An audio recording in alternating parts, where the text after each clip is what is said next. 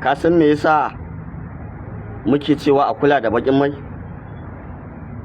Barin bakin man ka ya mutu yana nuna alamar cewa injin ka ya fara mutuwa. Abinda ake nufi injin ka ya fara konewa. Musamman wannan motar LE, idan ka bari bakin mai ya nema baki, ma'ana ke yin kauri, to ran da aka juye ma wannan bakin man aka sa sabo, shi wancan already ya kauri, an juye shi,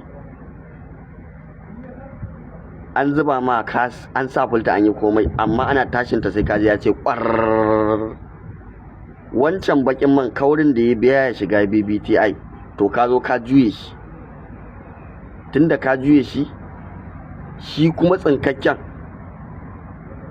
da aka zuba ba zai shiga asalin inda BBTI din yake ba, saboda akwai bakin mai mai kauri a wajen. To ƙarshe sai ka ji BBTI ya fara ƙara ƙwar. Ba kowa bane ke iya sa wannan BBTI din, ko yake iya kulle shi, ko ya kwance BBTI ya mayan ma domin a gyara, sai ka ji tamin kuma ya zo ya tsallake. Sannan kamar misali wannan motar ita kuma Honda, ita kuma rashin yin juye akan lokaci baya sawa ta buga. Amma ka sani in ka yin juye akan lokaci ka zo ka zuba bakin man, za ka gani cewa ta kama hayaki. To don haka ba irin wa'annan motocin ba, akwai motoci da dama da zan iya kawo mana misali a kai. Ina baka shawara, in kana da mota ka daina bari bakin man yayi baki.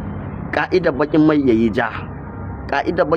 ja, to ya mutu a juye shi. Amma idan ya fara yin baki, to wallahi injin ka yana nuna alamar cewa zai mutu, ma'ana zai kone.